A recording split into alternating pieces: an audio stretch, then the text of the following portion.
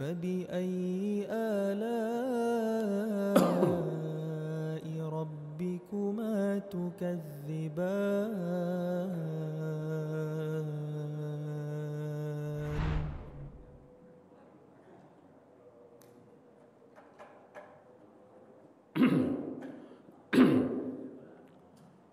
Bismillahirrahmanirrahim.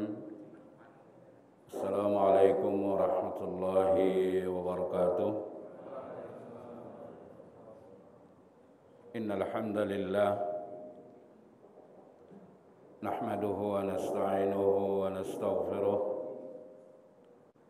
bi anfusina wa min sayyiati a'malina may yahdihillahu fala mudilla lahu ومن يضلله فلا هادي له أشهد أن لا إله إلا الله وحده لا شريك له وأشهد أن محمدا عبده ورسوله لا نبي بعد اللهم صل على محمد وعلى آله وأصحابه أجمعين. Amma ba'du. Jemaah sekalian yang insyaallah dirahmati Allah Subhanahu wa taala, kita lanjutkan kembali kajian tauhid, yaitu asma wa sifat, dan kita masih berada dalam pembahasan tentang nama Allah Al-Qadir. Al-Qadir artinya adalah Maha Kuasa dan Maha Menentukan atau Maha Menakdirkan.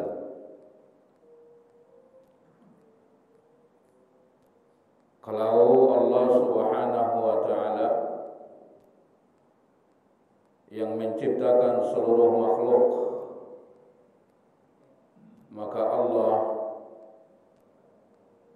yang memilikinya. Kalau Allah yang memilikinya, maka Allah yang menguasainya. Kalau Allah yang menguasainya, maka Allah yang berhak untuk menentukan, Allah yang berhak untuk menakdirkan. Maka sepenuhnya kehidupan ini adalah menjalani ketentuan Allah. Semua kehidupan kita adalah hanya menjalani ketentuan-ketentuan Allah, menjalani takdir-takdir Allah. Tidak ada makhluk yang bisa lari dari takdir Allah.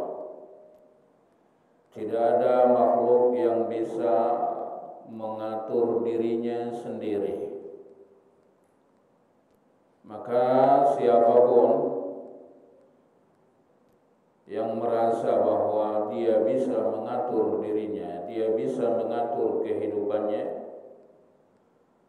maka orang seperti ini tidak akan bahagia. Sepenuhnya kebahagiaan itu adalah ketika kita meyakini bahwa semua kehidupan kita adalah hanya menjalani apa yang ditentukan Allah, bukan apa yang kita inginkan, tapi apa yang diinginkan Allah, apa yang ditentukan Allah, dan kita meyakininya bahwa semua ketentuan-ketentuan Allah itu adalah baik. Ketentuan-ketentuan Allah itu adalah baik. Dan kita sudah pelajari bahwa ketentuan Allah itu, aturan Allah itu, takdir Allah itu ada dua. Ada yang dinamakan dengan ketentuan atau keputusan rahmat, ada juga yang dinamakan dengan keputusan hikmah. Keputusan rahmat adalah setiap ketentuan-ketentuan, setiap takdir-takdir yang disukai, yang disenangi, seperti kesehatan, harta, dan lain-lain. Itu dinamakan dengan ketentuan rahmat. Akan tetapi ketentuan-ketentuan rahmat, keputusan-keputusan rahmat tidak sepenuhnya kebaikan. Tidak sepenuhnya kebaikan. Maka dari itu kita lihat orang-orang kafir itu diberikan Allah kesehatan. Orang-orang kafir itu diberi Allah kedudukan. Orang-orang kafir itu diberikan Allah kekuasaan, diberikan Allah harta yang banyak. Tapi mereka tidak beriman kepada Allah. Mereka tidak beribadah kepada Allah. Sesungguhnya kalau mereka tidak beriman dan tidak beribadah kepada Allah, semua kebaikan-kebaikan yang mereka dapatkan adalah merupakan siksa, merupakan azab, terutama nanti di hari kiamat. Mereka tidak akan bisa mempertanggungjawabkan nikmat-nikmat yang Allah berikan kepada mereka kalau tidak beriman dan tidak beribadah kepada Allah. Nikmat atau rahmat yang diberikan Allah hanya akan baik-baik saja apabila hal itu ada di tangan orang-orang yang beriman dan bertakwa kepada Allah.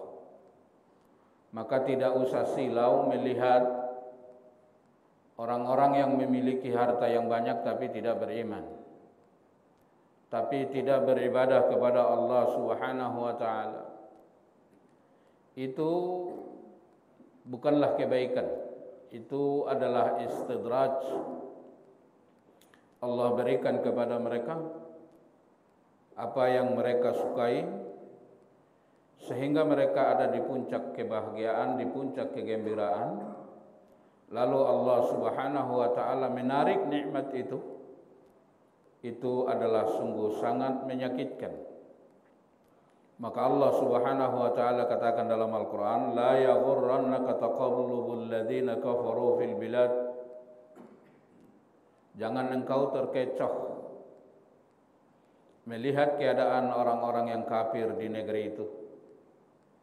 Jangan engkau terkecoh melihat keadaan orang-orang yang tidak beriman, yang tidak beribadah kepada Allah, walaupun engkau melihat mereka mendapatkan nikmat yang banyak, karena sesungguhnya itu bukanlah kebaikan.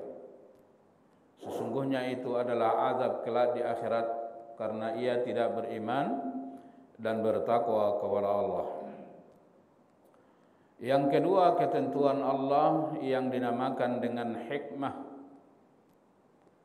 Ketentuan yang dinamakan dengan hikmah artinya adalah takdir-takdir yang Allah berikan yang tidak disukai oleh jiwa manusia, seperti kemiskinan, seperti peperangan, seperti penyakit, dan lain-lain. Itu dinamakan dengan takdir hikmah. Takdir hikmah, kalau kita bersabar, maka semua akan pasti mengandung kebaikan. Semua akan pasti mengandung kebaikan. Semua pasti mengandung hikmah. Bukanlah apabila kita diberikan Allah takdir hikmah, sebuah bukti bahwa Allah marah kepada kita. Tidak. Bahkan Nabi sallallahu alaihi wasallam katakan, "Idza aradallahu bi'abdin khaira yusibhu." Apabila Allah Subhanahu wa taala menghendaki seseorang akan baik, yusibhu, Allah akan berikan kepada dia musibah. Allah akan berikan kepada dia musibah. Ketika Allah Subhanahu wa taala menghendaki orang tersebut akan baik. Akan baik maksudnya baik di dunia, baik di akhirat, yang akhirnya dia masuk ke dalam surga. Nah, jemaah sekalian yang insyaallah dirahmati Allah, mungkin saya sudah sampaikan atau belum. Seperti umpamanya kita lihat kehidupan para rasul. Mereka ada dalam ujian yang sangat luar biasa. Bagaimana mungkin setiap para rasul itu mendapatkan ujian yang sangat berat, padahal mereka manusia terbaik? Apakah itu bukti kebencian Allah kepada mereka, atau itu adalah bukti kasih sayang Allah? Seperti umpamanya Nabi Nuh, beliau terus-menerus dicaci maki kaumnya.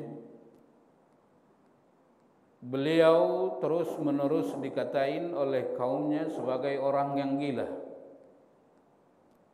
Enggak tanggung-tanggung, bukan setahun 2 tahun, hampir ribuan tahun. Mereka mengatakan Nabi Nuh adalah orang yang gila. Ini adalah ujian yang sangat luar biasa yang diterima oleh seorang rasul, bahkan rasul yang pertama sekali, yaitu Nabi Nuh. Dia dikatakan terus oleh kaumnya orang yang gila. Ketika terjadi banjir, Allah katakan tidak ada yang selamat kecuali orang yang ada di kapal itu. Tidak ada yang selamat kecuali orang yang ada di kapal itu. Nabi Nuh melihat istrinya tenggelam, tidak mau masuk ke dalam kapal itu.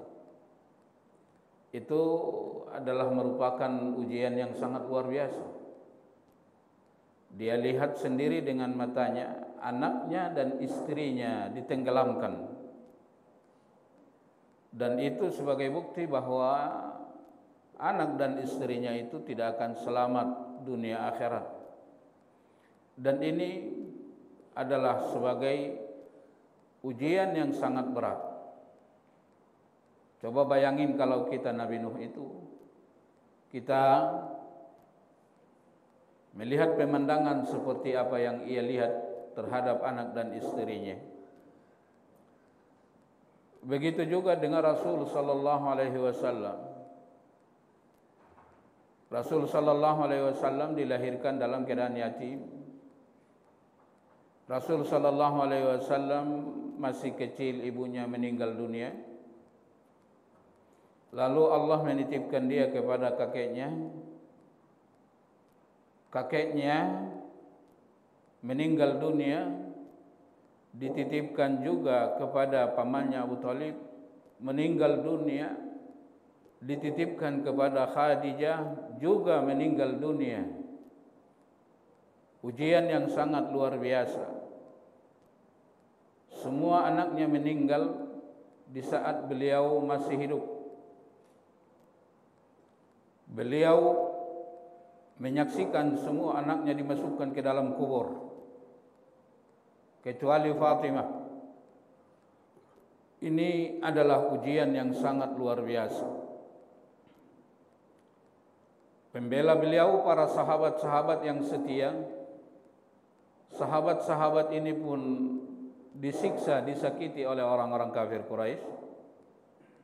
Semua sahabat-sahabat itu kebanyakan adalah orang-orang miskin. Mereka diusir dari Makkah. Ini semua adalah ujian yang sangat luar biasa, yang mungkin kalau diberikan kepada kita, kita tidak kuat. Maka orang-orang kafir mengatakan, apa kata orang-orang kafir? Batara Muhammad Muhammad itu sebenarnya orang sial. Sebenarnya dia bukan orang yang dicintai Tuhannya. Buktinya lihat, enggak ada kelihatan kebaikan-kebaikan yang ia dapatkan. Lalu Allah turunkan surat yang menghibur Nabi, ma wadda'aka rabbuka wa ma qala. Ma wadda'aka rabbuka wa ma qala. Allah tidak meninggalkanmu Muhammad. Tuhanmu tidak membencimu. Tuhanmu benar-benar sangat mencintaimu wahai Muhammad. Lalu tidak lama Nabi pun di-Isra Mi'rajkan. Kenapa Nabi di-Isra Mi'rajkan? Karena Allah ingin membuktikan kepada Nabi bahwa beliau adalah sangat disayangi Allah, bahwa beliau sangat dicintai Allah, bahwa beliau memiliki kedudukan yang sangat terpuji di hadapan Allah Subhanahu wa taala. Sehingga Allah menyuruh Jibril untuk menjemput Nabi, memberikan kemuliaan, kedudukan yang tinggi agar supaya Nabi dibawa langsung ke hadapan Allah. Nabi pun dibawa ke hadapan Allah. Itulah peristiwa Isra Mi'raj. Dan satu-satunya yang mendapatkan peristiwa Isra Mi'raj hanyalah Rasul. Kalau ada orang yang mengatakan si anu Isra Mi'raj 70 kali sehari semalam, itu bohong besar. Tidak boleh diyakini itu. Hanya Nabi yang diberikan kemuliaan ini. Maka ketika Nabi bertemu dengan Allah, coba renungkan seandainya Anda melihat pemandangan itu. Bagaimana Nabi sungguh sangat mulia, sungguh sangat disayang oleh Allah Subhanahu wa taala. Lalu Allah pun memberikan hadiah yang paling mulia di sisi Allah kepada Rasul yang sangat mulia ini. Apa itu hadiah? Adalah ibadah terbaik di sisi Allah Subhanahu wa taala, yaitu salat. Yaitu salat. Nah, jemaah sekalian yang insyaallah dirahmati Allah Subhanahu wa taala, maka salat ini adalah penolong yang sangat luar biasa dalam kehidupan kita. Maka Allah katakan wasta'inu bis-sabri was-salah. Jadikanlah penolongmu dengan memperkuat kesabaran dan banyak-banyak melakukan salat. Dua hal inilah yang akan menjadi penolong terbaik bagi kita dalam kehidupan ini. Kalau kita banyak menerima takdir-takdir yang tidak disukai, maka perbanyaklah sabar, perkuat kesabaran dan perbanyaklah salat. Semua akan selesai. Inilah yang diberikan Allah kepada Rasul sallallahu alaihi wasallam. Jemaah sekalian yang insyaallah dirahmati Allah Subhanahu wa taala, semua takdir hikmah itu adalah pasti mengandung kebaikan apabila kita sabar. Allah Subhanahu wa taala berfirman, a'udzubillahi minasyaitonir rajim, ma asaba min musibatin fil ardi. Tidaklah musibah yang terjadi di muka bumi, wala fi anfusikum, musibah yang terjadi pada diri kalian, kata Allah, illa fi kitabim min qabli an nabra'aha. Itu adalah sudah ditentukan sebelum Allah Subhanahu wa taala menciptakannya. Apa maksudnya? Maksudnya semua apa yang terjadi dalam kehidupan kita, baik itu sesuatu yang kita sukai maupun itu sesuatu yang kita sukai, yang kita suka dan yang kita tidak suka, semua aturan yang telah Allah tentukan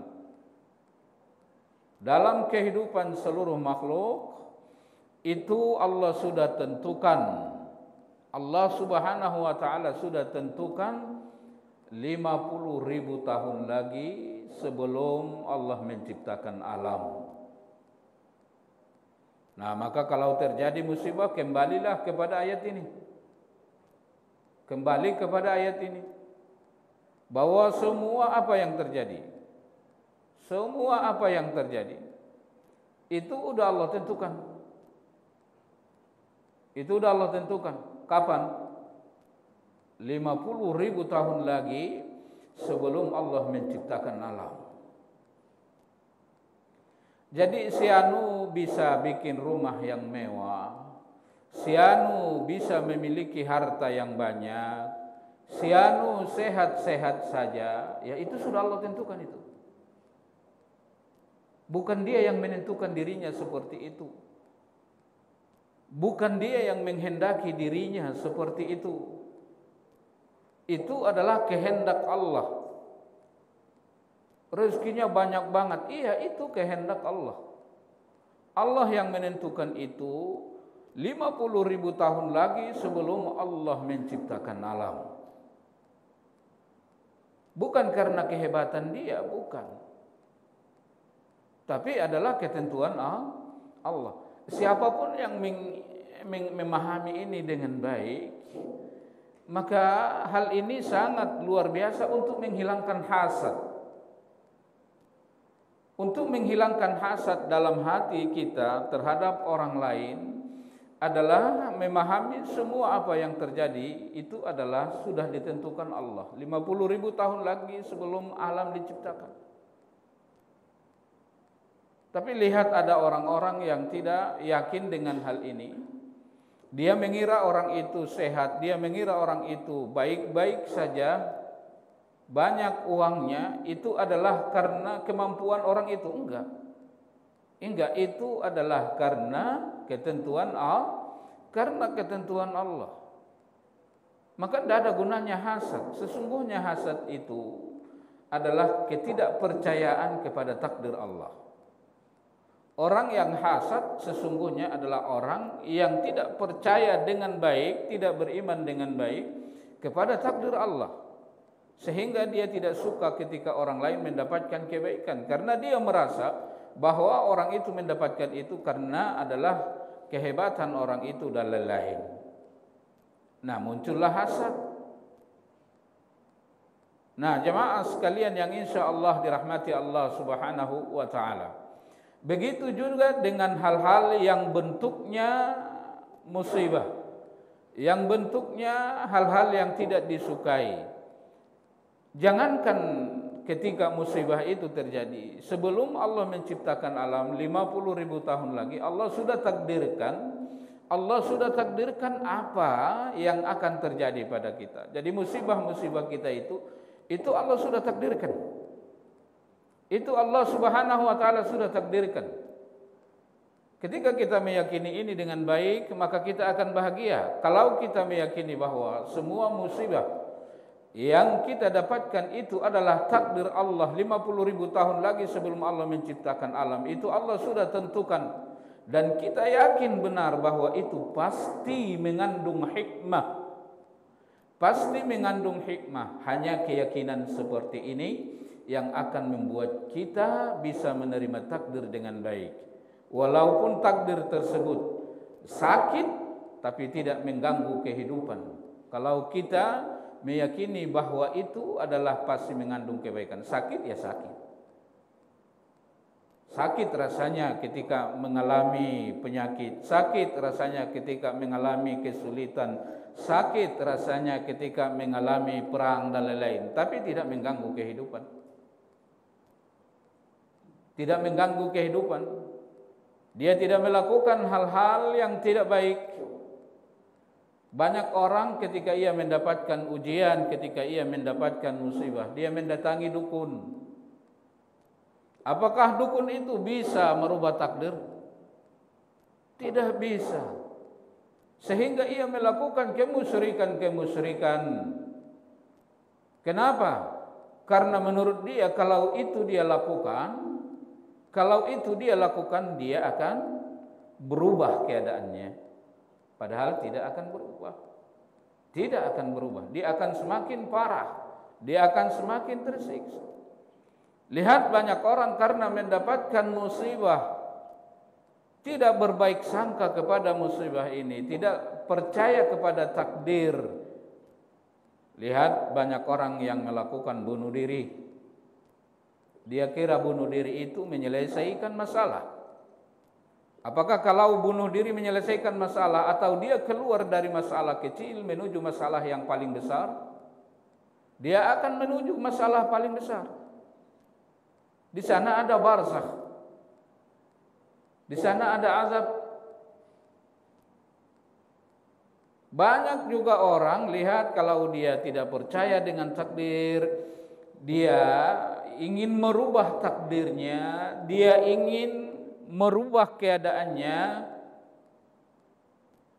dia membunuh orang lain. Banyak yang begitu? Banyak. Dia kira kalau dia bunuh orang lain, dia rampok, dia dapat banyak uang, keadaannya akan berubah. Apakah seperti itu halnya? Tidak seperti itu. Tidak seperti itu. Nah, maka dari itu jemaah sekalian yang insya Allah dirahmati Allah, tidak ada orang yang bisa lari dari takdir. Tidak ada. Hanya ada satu yang bisa merubah takdir, yaitu doa. Doa. Nabi SAW katakan tidak ada satupun yang bisa merubah takdir kecuali doa. Dan tidak ada yang membuat usia bisa diperpanjang kecuali perbuatan baik. Tidak ada hal yang bisa merubah takdir kecuali doa. Kenapa? Karena takdir itu Allah yang punya. Kalau saya berdoa, bisa enggak Allah rubah takdirnya? Bisa, karena Allah yang punya takdir. Selain doa tidak ada yang bisa merubah takdir. Nabi yang katakan. Nah, maka dari itu banyak-banyak berdoa kepada Allah. Idza sa'alaka 'ibadi anni fa inni qaribun ujibu da'watad da'i idza da'an. Apabila hambaku bertanya kepadamu Muhammad tentang aku, katakan aku ini adalah dekat dan aku pasti akan memperkenankan doa orang yang apabila ia berdoa. Kalau kita berdoa berarti Allah perkenankan. Cuman perkenanan atau pengabulan doa itu 3 macam. Pertama, Allah akan berikan kepada kita apa yang kita minta.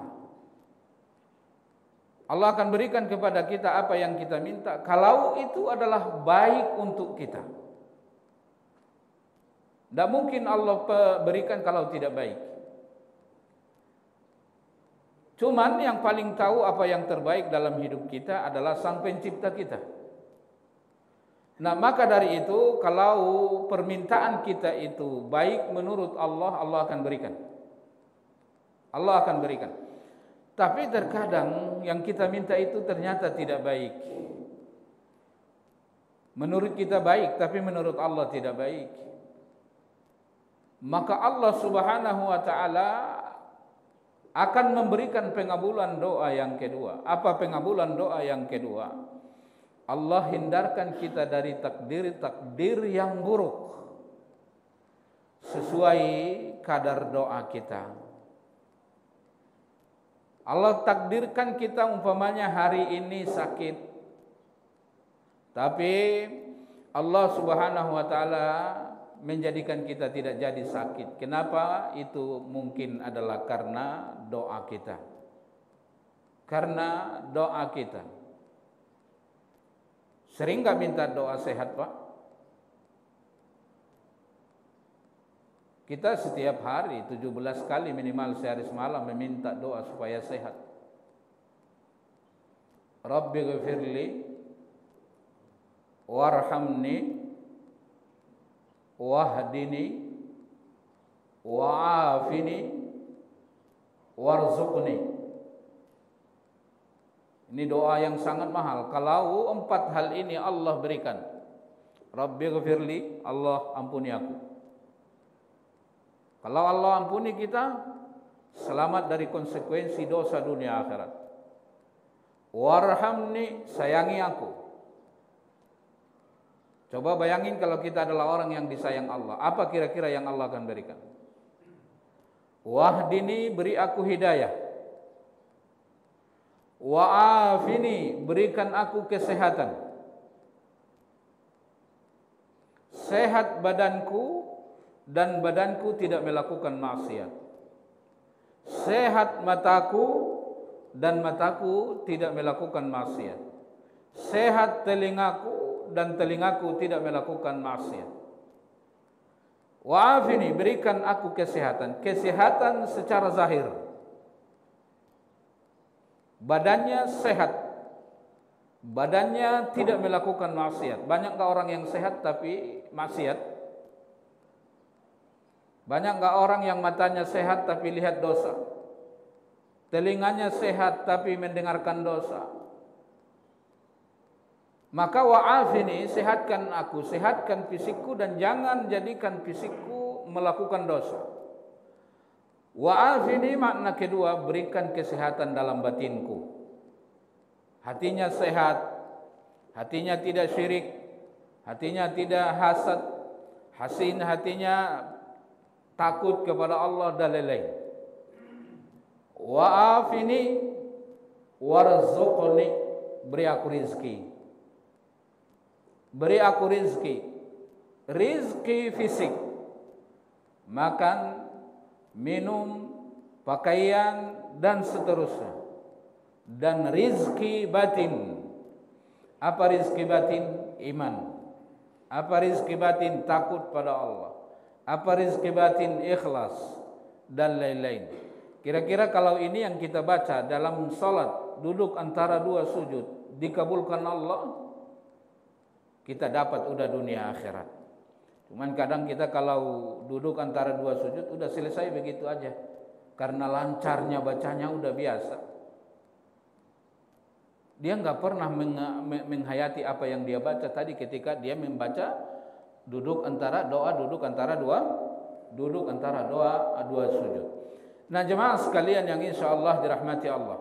Jadi terkadang kalau kita berdoa kepada Allah, Allah kabulkan apa yang kita minta. Kalau baik menurut Allah, kalau tidak baik menurut Allah, Allah halangi takdir yang tidak baik terhadap diri kita yang sudah ditentukan Allah sesuai dengan kadar doa. Maka banyak-banyak berdoa.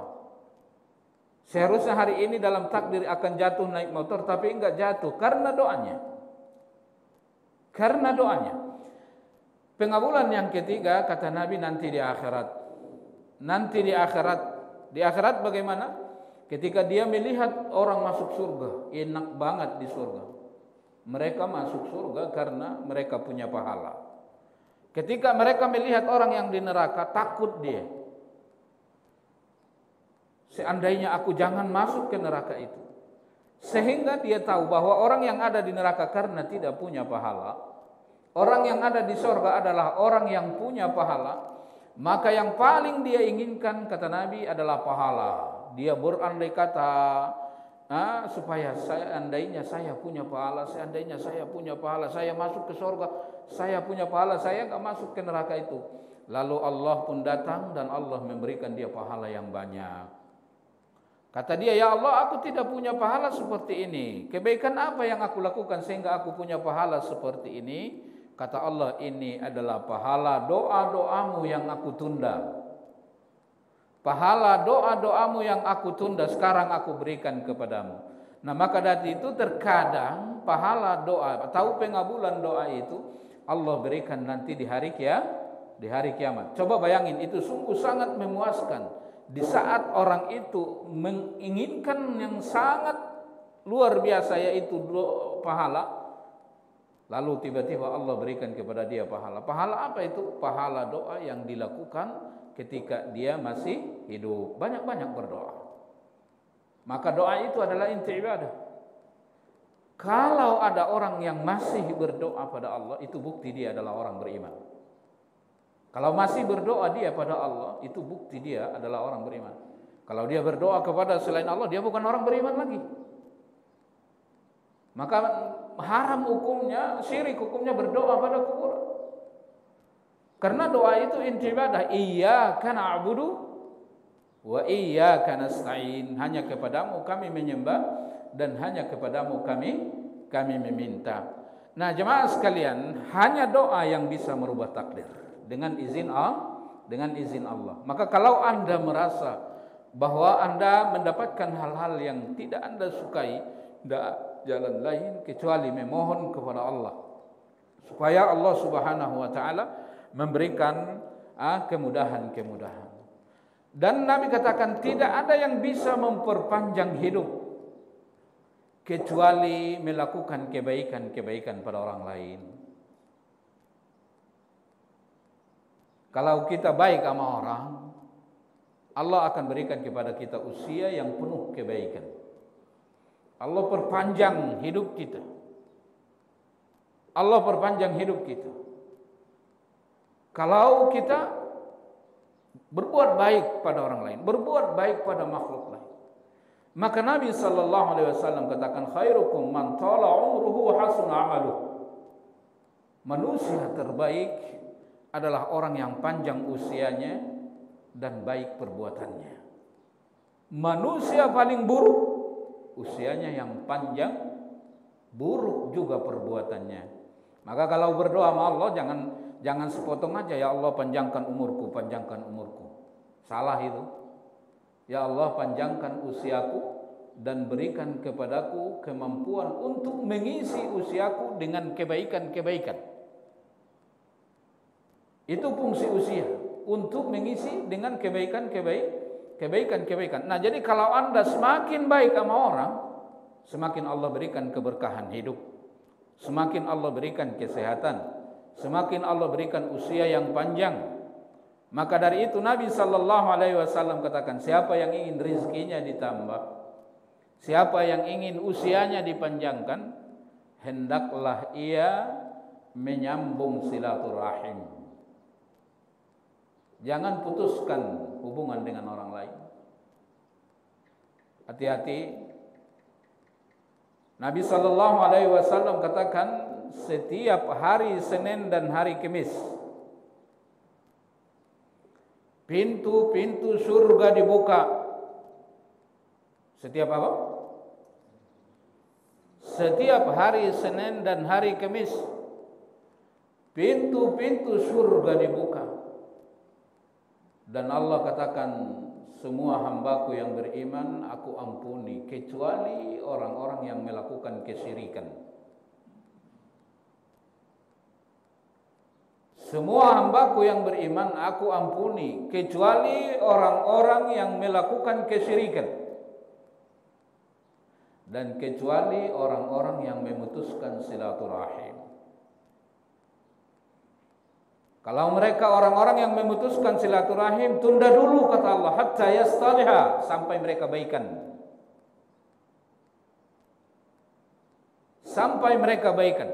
Jadi apa yang kita pahami dalam hadis ini? Ternyata kalau kita memutuskan silaturahim, ibadah kita tidak diangkat. Yang tadi dijanjikan Nabi setiap Senin dan Kamis ampunan, kita tidak dapat kecuali setelah kita memperbaiki silaturahim.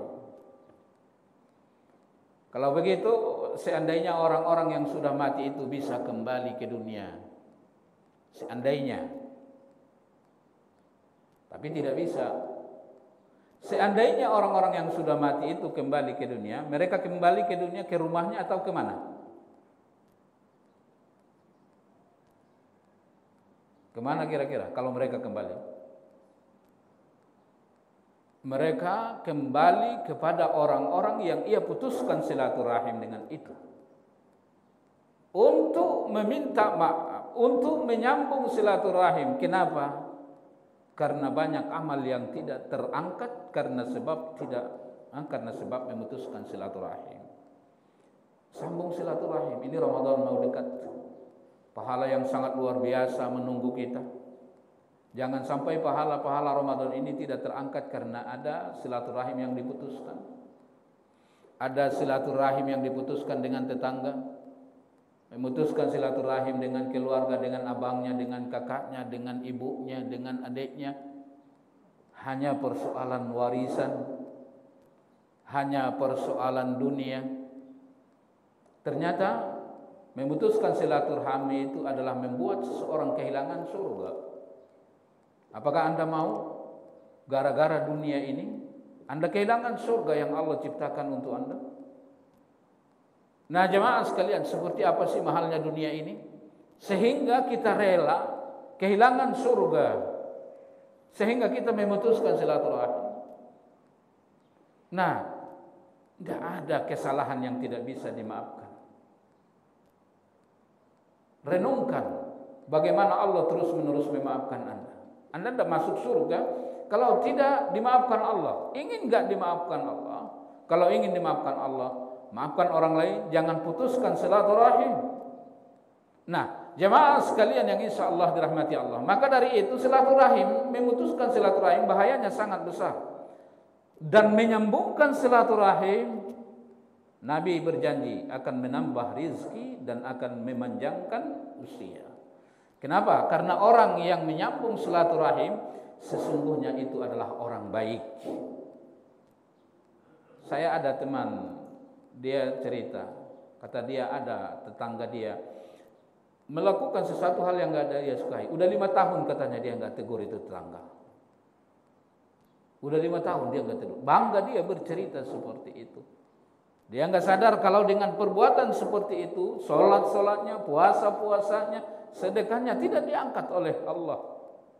Sebelum ia menyambung silaturahmi itu kembali. Nah, jadi tidak ada memang yang bisa memaafkan orang. Tidak ada memang orang yang bisa menyambung silaturahmi kecuali orang yang beriman. Orang yang memahami bagaimana mahalnya surga. Orang yang memahami bagaimana hinanya dunia. Tidak ada orang yang bisa memaafkan orang lain kecuali dia benar-benar yakin bahwa surga yang akan dia dapatkan. Jadi sambung silaturahmi seperti apapun permasalahannya. Dunia ini tidak lebih mahal dari surga yang Allah janjikan untuk Anda. Jemaah sekalian yang insya Allah dirahmati Allah. Nah, jadi kata Nabi, tidak ada yang bisa merubah takdir kecuali doa, dan tidak ada yang bisa memperpanjang usia kecuali perbuatan-perbuatan baik. Maka jadilah orang-orang baik. Jemaah sekalian yang insya Allah dirahmati Allah Subhanahu wa taala, sedikit lagi ayat tadi kita sambung. Kata Allah Subhanahu wa taala, semua takdir apapun yang terjadi, baik itu yang Anda suka maupun yang tidak Anda suka dalam kehidupanmu, itu sudah Allah tentukan 50.000 tahun lagi sebelum Allah menciptakan alam. Tidak ada jalan lain keluar dari takdir. Apapun yang dilakukan, bunuh diri, bunuh orang, melakukan kesirikan dan lain-lain, menangis sejadi-jadinya, tidak bisa merubah takdir. Hanya satu tadi, yaitu berdoa kepada Allah. Kenapa Allah katakan kepada kita dalam ayat ini bahwa Allah sudah tentukan takdir yang baik dan buruk sebelum Allah menciptakan alam 50.000 tahun lagi? Kata Allah, likaila ta'sau ala ma fatakum wa la tafrahu bima atakum. Agar supaya, kata Allah Subhanahu wa taala, agar supaya kalian jangan sedih kalau ada yang hilang dari dirimu. Jadi kalau tadinya kau punya, sekarang diambil Allah, jangan sedih, itu takdir. Memang udah waktunya diambil Allah. Ingat ini. Tadinya kau sehat, sekarang sakit, jangan sedih, itu takdir Allah. Itu takdir Allah. Wala tafrahu, dan supaya jangan bergembira yang berlebihan tentang apa yang Allah berikan. Jadi Allah berikan kesehatan, waduh saya sehat banget, jangan terlalu gembira. Itu takdir Allah. Hari ini kau sehat, besok mungkin kau sakit. Allah berikan harta yang banyak, bergembira berlebihan, enggak boleh, enggak usah bergembira berlebihan. Takutlah bahwa itu adalah merupakan pemberian Allah yang Allah ingin melihat Anda sebagai orang yang bersyukur. Kalau enggak bersyukur, hati-hati, orang kafir pun dapat itu. Orang kafir pun dapat itu. Nah, jadi kenapa harus Allah sampaikan hal ini kepada kita? Kata Allah, agar supaya kalau kau kehilangan nikmat jangan bersedih. Itu ketentuan Allah. Kalau kau dapat nikmat jangan bangga. Itu bukan karena kehebatanmu. Itu juga adalah karena ujian. Semua ujian. Semua ujian. Nah, jadi kalau dapat kenikmatan, dapat kebaikan-kebaikan, jangan berbangga hati. Itu Allah sudah tentukan. Bukan karena Allah hebat, bukan karena Anda hebat, bukan karena Anda lebih berhak dari orang lain. Bukan, itu Allah yang kasih. Wah, kalau sekolah saya enggak tinggi, enggak begini pekerjaan saya. Bukan. Bukan. Maka dari itu kata Allah, aku tentukan takdir itu sebelum Allah menciptakan alam 50.000 tahun lagi, agar supaya manusia itu benar-benar tidak sedih ketika aku mengambil nikmat dari dia, dan tidak bangga ketika aku memberikan nikmat kepada dia. Karena dua-duanya adalah ujian. Kalau Allah berikan nikmat, Anda bersyukur, pasti baik. Kalau Allah berikan musibah, Anda bersabar, pasti baik. Nah, hanya orang seperti ini yang akan bahagia. Mudah-mudahan ada manfaat. Ada pertanyaan, silakan.